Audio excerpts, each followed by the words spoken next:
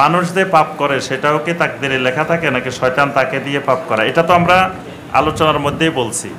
পাপ যে করে সেটা বান্দা নিজের এখতিয়ারে করে, নিজের ইচ্ছায় করে, আল্লাহ করায় না, বান্দা নিজের থেকে করে। কিন্তু আল্লাহ রাব্বুল আলামিন বান্দাই গুনাহ করবে এটা জানেন, সেই এলমের আলোকে আল্লাহ লিখে রাখছেন তার তাকদীরে, কিন্তু গুনাহটা করে নিজে। আমরা জানি যে আল্লাহর ইচ্ছা ব্যতীত কোনো কিছু সংগঠিত হয় না, তাহলে কোনো ভবিষ্যৎ আমল করব এই কথা বলার সময় ইনশাআল্লাহ বলা যাবে কি? যদিও মানুষেরও নিজের ইচ্ছা শক্তি রয়েছে, তবে তাও আল্লাহর ইচ্ছার মধ্যেই। যে আল্লাহ সুবহানাহু ওয়া তাআলার ইচ্ছা ছাড়া কোনো কিছু সংগঠিত হয় না, ঠিক আছে, বান্দা যত ইচ্ছা করুক আল্লাহ রাব্বুল আলামিনের ইচ্ছা ছাড়া হয় না। যেমন বান্দা একটা গুনাহের কাজ করতেছে, আল্লাহ যদি ইচ্ছা করেন গুনার কাজে বান্দাকে বাধা দিতে পারেন, আল্লাহ ইচ্ছা করলে সে করতে পারবে না।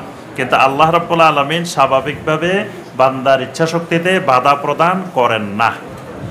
বান্দার ইচ্ছা শক্তিতে আল্লাহ পাক বাধা প্রদান করেন না। বান্দার ইচ্ছা শক্তিতে বান্দা যেটা করে সেই অনুযায়ী বান্দা তার আমল প্রতিফল পাবে, কিন্তু আল্লাহ পাক এখানে হস্তক্ষেপ করেন না, কিন্তু আল্লাহ চাইলে করতে পারেন।